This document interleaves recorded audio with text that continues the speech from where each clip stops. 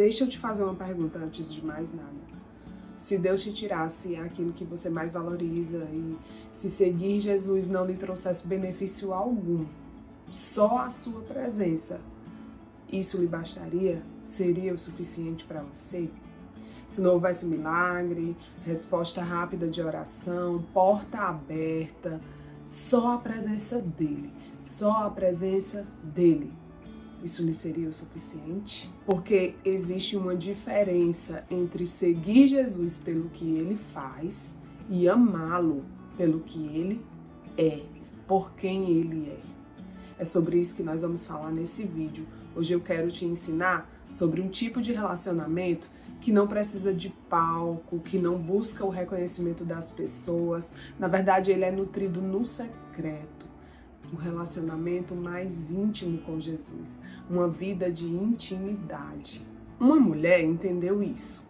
Enquanto uns estavam servindo Jesus, outros desfrutando da sua presença, aprendendo com ele, ela escolheu um lugar para estar, aos seus pés. O vídeo de hoje é sobre ela, Maria de Betânia. Vamos lá?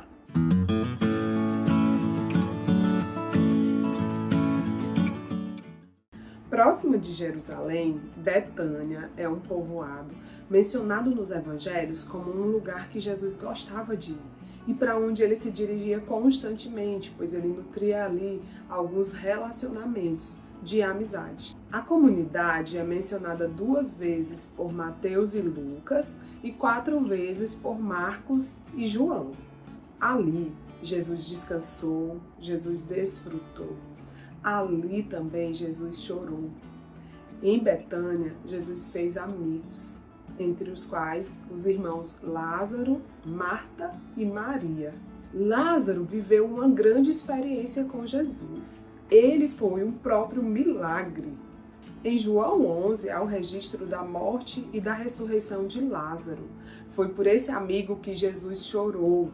Posteriormente, no registro de João 12, os 3 irmãos, junto com outros, fazem um jantar em homenagem a Jesus. E ali, Lázaro está à mesa com Jesus Cristo, com o nosso Messias, pertinho da morte, de todos os acontecimentos que estavam previstos, né? Da morte e da ressurreição de Jesus. Na verdade, foi por causa do milagre de Lázaro que muitos judeus passaram a perseguir Jesus veementemente e decidiram prendê-lo. João menciona Lázaro como aquele que estava à mesa com o mestre. Estar à mesa com Jesus fala de relacionamento, porque é na mesa que nós nutrimos a comunhão, que nós entregamos e que nós também recebemos. Certamente, se relacionar com Jesus nos leva a viver milagres. Lázaro experimentou o milagre porque ele tinha esse relacionamento com Jesus. O próprio Jesus disse: os sinais acompanharão aqueles que creem. Marta parece ser a irmã mais velha porque ela está sempre ocupada em servir Jesus, em entregar o seu melhor para Jesus, em honrá-lo durante as visitas dele a Betânia. Marta representa diligência, entrega, serviço ao Senhor. E, de fato, nós contribuímos com o que Deus está fazendo na terra quando servimos a Deus. Nós servimos a Deus com o nosso trabalho, com a nossa força, o nosso tempo, tal como ela fez. No campo da vivência em igreja, existem muitas Martas. Aquelas que estão preocupadas com os detalhes, em fazer com que o culto a Deus aconteça de modo que tudo flua bem. Precisamos das Martas que vão entregar o seu tempo, a inteligência, o conhecimento, para que o culto seja prestado ao Senhor. Nós só não podemos permitir que, assim como Marta, o serviço, a nossa atividade, a nossa entrega, o nosso trabalho, a nossa força, se torne um ativismo que nos leve a cobrar da postura semelhante de outras pessoas, se incomodar com quem não tem uma postura parecida com essa de servir, Marta nos representa. Aquelas que estão a serviço de Deus na igreja, preparando tudo para que o culto aconteça, se preocupando com os detalhes. O que chama a atenção nos relatos em que Marta aparece é que muitas vezes ela aparece ansiosa, agitada, e o Senhor Jesus compreende Marta, abraça Marta, mas diz: Marta, pera, você está se ocupando com muita coisa e está deixando de desfrutar daquilo que é mais importante, que é a minha presença. Então, a vida de Marta, o relacionamento de Marta, o serviço dela a Jesus, nos fala sobre essa entrega, mas ao mesmo tempo nos denuncia na nossa ansiedade de servir o Senhor. E acabamos muitas vezes perdendo o foco, deixando de descansar e desfrutar de sua presença. E nos tornando ativistas, ansiosas, ao mesmo tempo em que nos incomodamos com o fato de outras pessoas não entregarem a mesma coisa que nós estamos entregando, na mesma intensidade, da mesma forma. E aí tem Maria. Maria, ela é mencionada nos evangelhos sempre da mesma forma, no mesmo lugar, aos pés de Jesus. Lucas 10:39 faz um registro de uma dessas visitas de Jesus a Betânia, e ele menciona que Maria sentou-se aos pés de Jesus e ouvia o que ele ensinava. Essa é uma menção. Marta está ocupada, servindo o Senhor, fazendo com que tudo aconteça ali de maneira que ele consiga ensinar os seus discípulos, que ele consiga descansar, que ele consiga ter tudo o que ele precisa ali. Ela está entregando, mas Maria está aos pés de Jesus. Primeira menção de Maria, aos pés de Jesus enquanto ele ensinava, aos pés de Jesus buscando aprender. E nessa menção, Jesus elogia ela como tendo escolhido a boa parte. Em outro momento, João 11, no versículo 32, diz assim: assim que chegou ao lugar onde Jesus estava e o viu, está falando de Maria, caiu a seus pés e disse: se o Senhor estivesse aqui, meu irmão não teria morrido. Maria, outra vez, nos pés de Jesus, por ocasião da morte do irmão delas, Lázaro. Ela se joga aos pés dele. E é nesse momento que ela cai aos pés dele, chorando e verdadeiramente entendendo que o Senhor poderia ter operado um milagre.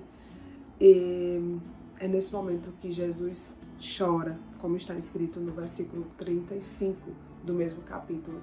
Jesus chorou, ele se compadeceu da dor das suas amigas, porque ele amava Marta, Maria e Lázaro.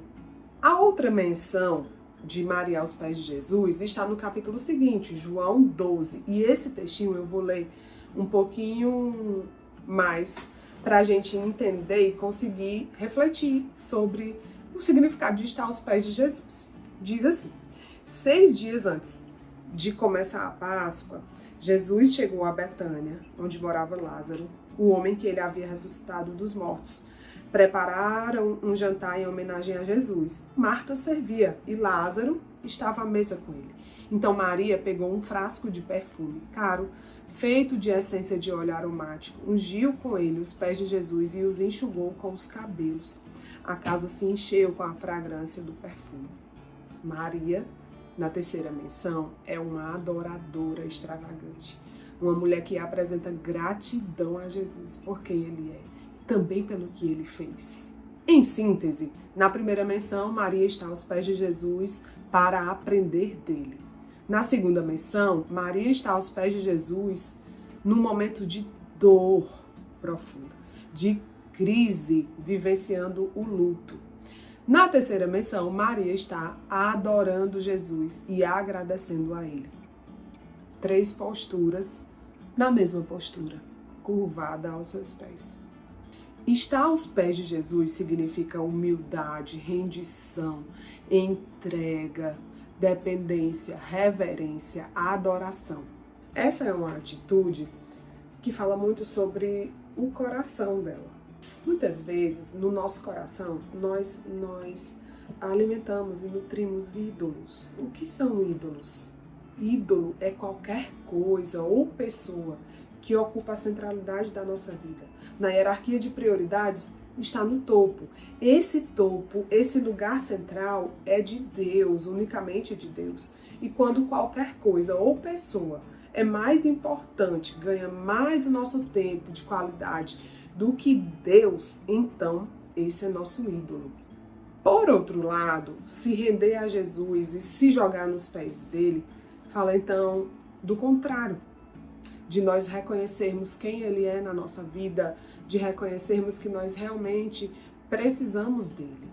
E aí, diante dessas atitudes de Maria, nós devemos nos perguntar como nós agimos diante de Jesus, quando nós estamos numa mesa cujo alimento é ele próprio, porque ele é o pão da vida e ele é a água da vida. O seu corpo e o seu sangue são nos servidos. Como nós nos comportamos em uma mesa assim? Como nós nos comportamos diante de Jesus quando nós estamos passando por uma situação de dor? Ou quando nós temos a chance de aprender dele? Ou quando nós temos motivos para agradecer? Como nós nos comportamos? O que a nossa ação representa? Estar aos pés de Jesus nos ensina. A primeira lição que nós podemos extrair disso é de que estar aos pés de Jesus nos ensina, nos ajuda a entender que só há uma coisa verdadeiramente importante, que é estar aos pés dele, é viver perto dele, entendendo o nosso lugar. Não somos nada, nós somos criaturas dele, mas nós somos amadas por ele. E ao mesmo tempo entendendo quem ele é, o Deus Criador, que por meio da palavra fez todas as coisas, nos entregou, nos amou, morreu por cada uma de nós para nos dar a chance de retomar o relacionamento com Deus Pai, para que nós possamos ser adotadas como filhas de Deus. Mais importante do que vivenciar e experimentar milagres de Deus é se relacionar e conhecer verdadeiramente esse Deus que é capaz de fazer milagres em nós. E viver experiências de provisão diante das nossas necessidades é muito bom, mas nós precisamos discernir o que é mais importante. E Jesus ensinou os discípulos e repreendeu eles duramente sobre isso. Ele entrega provisão, multiplica o pão para a multidão, muita gente é alimentada. E então passam a acompanhá-lo e ele repreende duramente. Olha, mais do que o que eu tenho para oferecer para vocês, para entregar a vocês os sinais miraculosos, que eu sou mais importante, queiram me conhecer, isso é mais importante. Ele repreendeu duramente, isso nos ensina também. Milagres acompanham, mas Jesus é necessário. Para ter esse discernimento, nós precisamos realmente de revelação de Deus, de conhecer Jesus, não só suas mãos, não só o que ele nos entrega, mas o seu coração. Isso é importante. João 6 registra esse acontecimento, né? Após a multiplicação dos pães. E eu acho importante a gente ler para nos aprofundarmos nessa reflexão. Então, no versículo 26 de João 6, Jesus respondeu: eu lhes digo a verdade, vocês querem estar comigo não porque entenderam os sinais, mas porque lhes dei alimento. Não se preocupem tanto com as coisas que se estragam, como a comida, mas usem suas energias buscando o alimento que permanece para a vida eterna, o qual o Filho do Homem pode lhes dar, pois Deus, o Pai, colocou em mim seu selo de aprovação. E aí ele continua no verso 29. Esta é a única obra que Deus quer de vocês. Creiam naquele que ele enviou. Creiam em Jesus, creiam em mim, ele diz.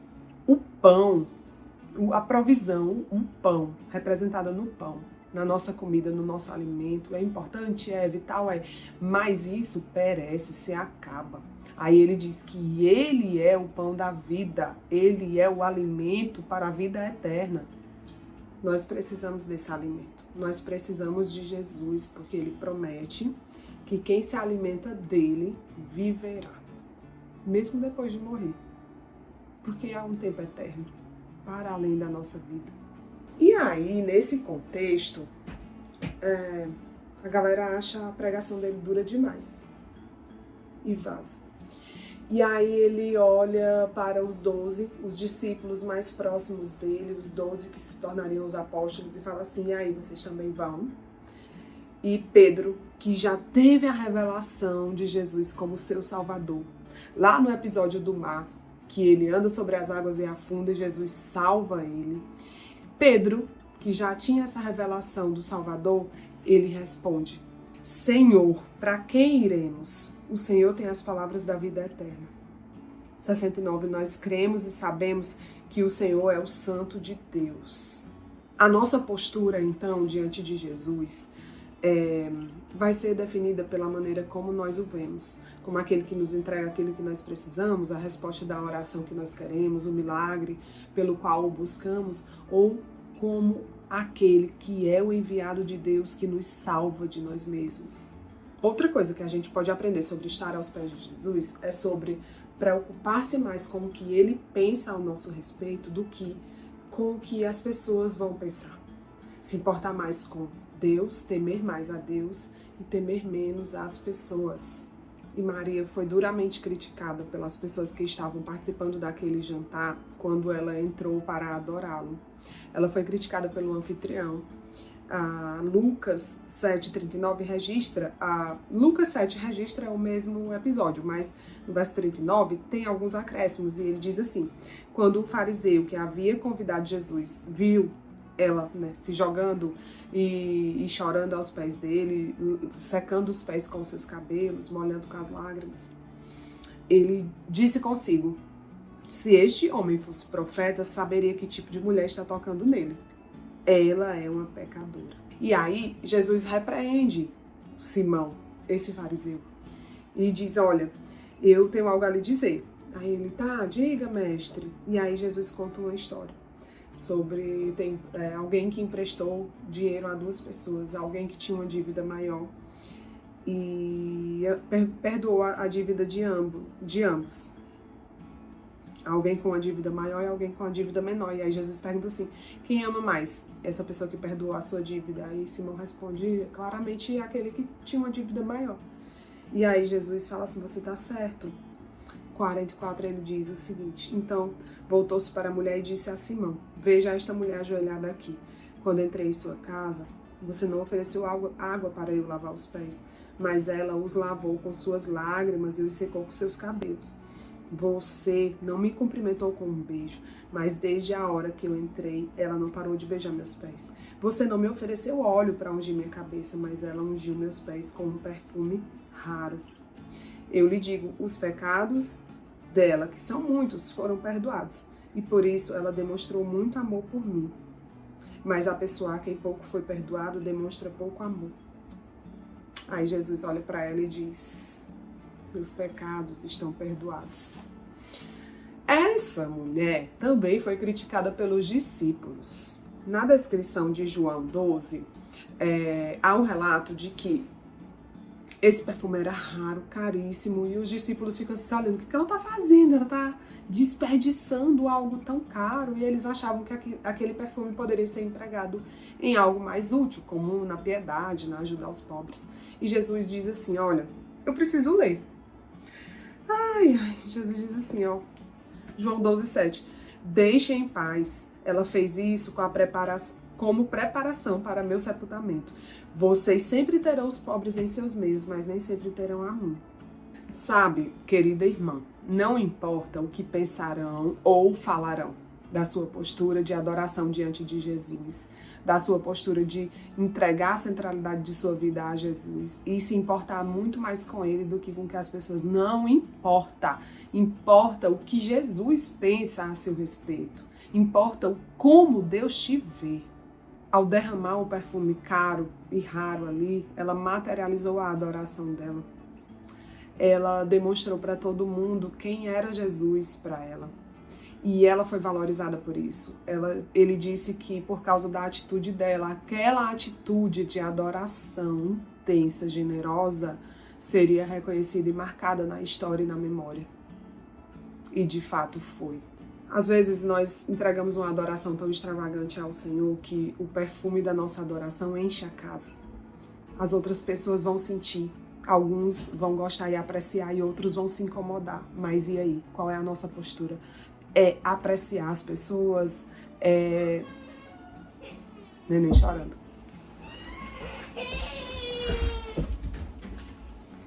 Oi, meu amor.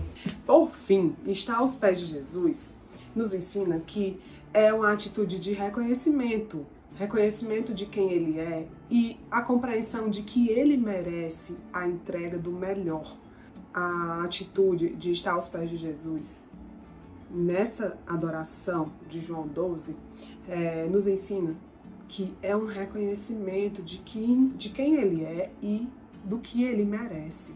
O unguento que Maria quebrou sobre Jesus era um perfume caro e raríssimo. Era feito de uma erva do Himalaia que chegava à Palestina de camelo. Então todos reconheciam ali o valor. Se nós reconhecemos que Ele é Deus, o nosso Salvador, nós não entregamos aquilo que nós temos de melhor em relação ao nosso tempo, em relação à nossa atenção. Nós não entregamos aquilo que nós temos de mais precioso e valoroso. E sabe o que é interessante? É que Jesus reage a essa atitude de Maria de se jogar aos seus pés. Quando ela está aos seus pés para aprender, ele elogia e ele diz: olha, Maria escolheu a boa parte e isso eu não posso tirar dela, ninguém vai tirar. A boa parte é estar aos meus pés aprendendo de mim. No segundo momento que ela aparece aos pés dele, ele reage. Ela vai aos pés dele e chora porque ela está num momento de luto, de profunda dor. E ele reage fazendo o quê? Chorando também. E no terceiro registro, quando ela faz essa adoração extravagante aos seus pés, ele reage também defendendo ela. Deixem ela em paz. Deixem-na em paz. O nome dela vai ficar gravado na história. Por causa da atitude que ela fez, todos lembrarão e mencionarão essa mulher. E de fato aconteceu. E aí a gente pode se perguntar o seguinte: será que Jesus tem favoritos? Será que Maria era uma favorita de Jesus?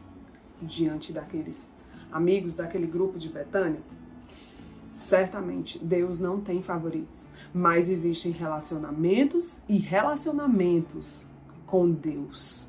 Depende muito da nossa atitude. Ele está disponível para todas nós, mas quantas de nós estão disponíveis para ele, ao ponto de não se importar com o que vão dizer diante da sua manifestação de fé, ao ponto de entregar o que há de melhor e mais valoroso? Quantas de nós estão disponíveis para ele? A nossa disponibilidade vai implicar na nossa profundidade no relacionamento com ele, no nível de intimidade que temos com ele, se o conheceremos só de ouvir falar, como eu refleti no vídeo passado, ou se nós o conheceremos mais profundamente, se nós nos relacionaremos com ele de uma maneira a entregar tudo que nós temos de mais precioso. Isso é o que muda.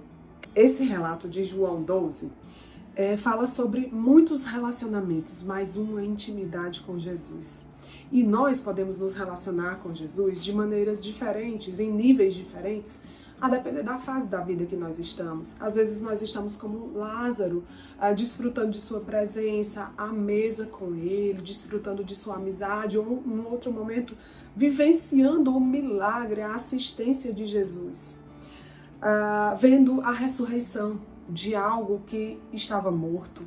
Em outra fase da vida, nós podemos estar como Marta, servindo, mas que o nosso serviço não tenha ansiedade e muito menos comparação com a postura e inquietação com a postura de outras pessoas, mas que o nosso serviço seja redimido, entregue, entendendo que o mais importante é estar com ele, é desfrutar dos seus pés, é desfrutar da sua presença, é entender que ele é Deus e nós, de fato, como Simão falou sobre Maria, somos pecadoras.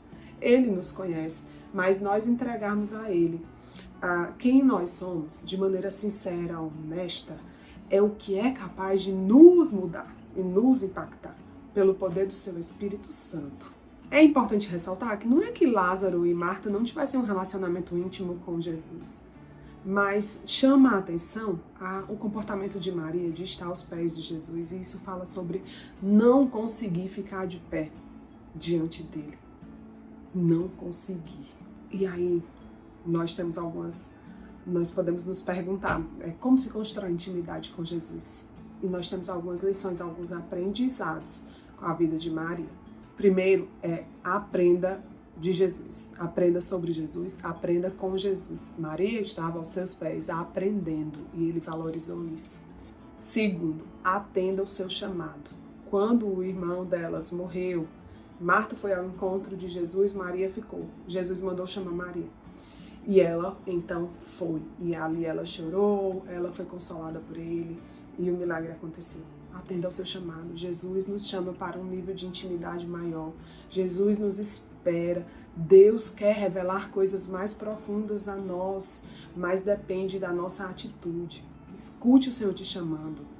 Por último, entregue o seu coração a Jesus. Maria vai adorar Jesus e entregar uma oferta que muito lhe agrada. E essa oferta é o seu próprio coração. Com isso, ele estendeu perdão a ela. Ele perdoou todos os pecados dela. Minha irmã, há perdão para você. Há disponibilidade de Jesus para você. Há a possibilidade de ser íntima de Jesus. Há a possibilidade de ser amiga dele, de desfrutar de um nível novo na presença dele. Porque a presença dele é o que nos transforma. Como o salmista diz, é melhor um dia na sua presença do que 1000 em outro lugar. Que nós tenhamos essa compreensão. Que nós vivamos todos os dias para aprender do Senhor, para buscar o Senhor, para desfrutar de sua presença, para entregar o nosso coração a Ele. Que esse vídeo te abençoe, se assim foi, manifesta aí, colocando uma curtida, um comentário e compartilhando com alguma mulher que precisa aprender mais sobre esse tema. Eu vou deixar uma sugestão de vídeo aqui para você. Clica para você continuar aprendendo. Toda segunda-feira a gente está aqui com um vídeo novo. Bora, antes que o menino acorde de novo.